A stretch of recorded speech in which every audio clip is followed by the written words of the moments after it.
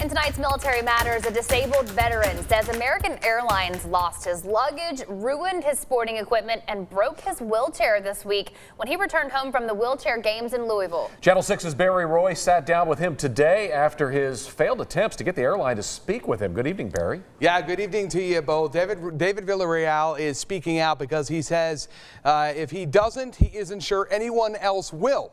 And enough is enough. You hear a lot of banging and scraping and sounds metal on metal. David Villarreal is telling you what he heard as he sat on his American Airlines flight Wednesday. His wheelchair, he says, was trashed by ramp agents. I always have to get off where I'm sitting, get on the floor and fix my chair. Or there's broken parts. They knocked the cover off. Now the cover doesn't snap back on. It just slides right off. David is a Marine Corps veteran and says medical issues have taken their toll. I've had 5 strokes. A right side hemiplegic, David's worked tirelessly to regain the use of his right arm and now competes all over the country with the adaptive sports program through Veteran Affairs.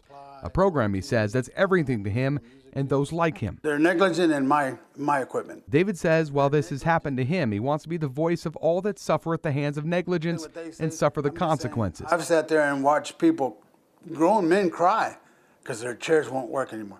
Or people that I've never heard use foul language explode because their chair won't move anymore. So we reached out to American Airlines today through Twitter and email because David's attempts to reach them, he says, have been ignored. In a statement to Channel 6, American Airlines said, "We apologize to Mr. Villarreal for the negative experience he had on his flight and thank him for his service.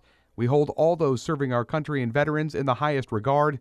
We are reviewing the incident internally and have reached out to the customer directly to apologize and to help." As David looks to figure out what's next, he says he has heard from the airline directly, but doesn't know what will come from it, if anything at all. But he does know. Be proactive and taking care of not our equipment, our life. Our life depends on those chairs.